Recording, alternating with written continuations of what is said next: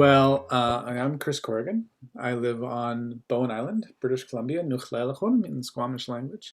Self-organization and emergence are two of the characteristics of complexity. So in other words, people self-organize. People go off every morning and they do their things and they get out there into the world, and agents in a system, complex system, are always self-organizing into different patterns. So it's interesting. You begin to look at traffic patterns, for example. I get up in the morning, I get into my car, I commute into work, I come back home in the evening. That's me living my life. But over time, you can see that there are massive patterns of flows in and out of cities, of people working at certain times, of using energy in different ways. These emergent patterns, right, that just appear, nobody's creating them, they appear because many, many, many agents are all working together, are the result of self-organization. So people are self-organizing within a system and emergent patterns are created. The self-organization and emergence are the two hallmarks of complexity, but they're also the two tools and resources you get to work with when you're trying to shift complex systems. So creating a situation where you're not telling 100 people what to do, but instead getting 100 people into a room and experimenting with leadership from all over the place allows us to self-organize to see if we can find new ways of doing things. So there's no guarantee that what we'll produce will be the emergent answer to the new system that we need, but we create lots of things, and we do this in a way that we call safe to fail.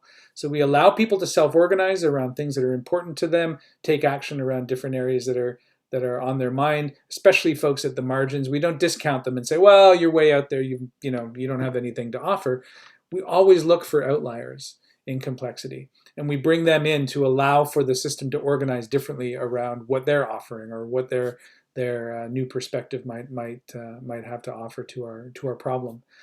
And that way we begin to see, like, oh, there's a new idea that pops out of nowhere. I sometimes define emergence as leaving a room with an idea that nobody brought into the room with them.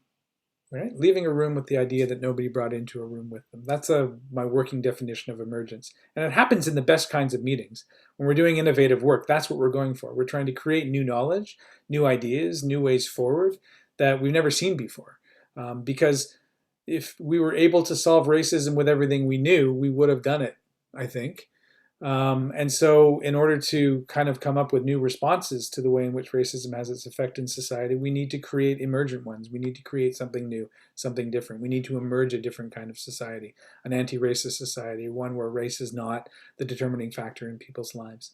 So that's what we mean by emergence. And then self-organization simply means creating the space in which people can do their work and then watching them self-organize. So you resource that space.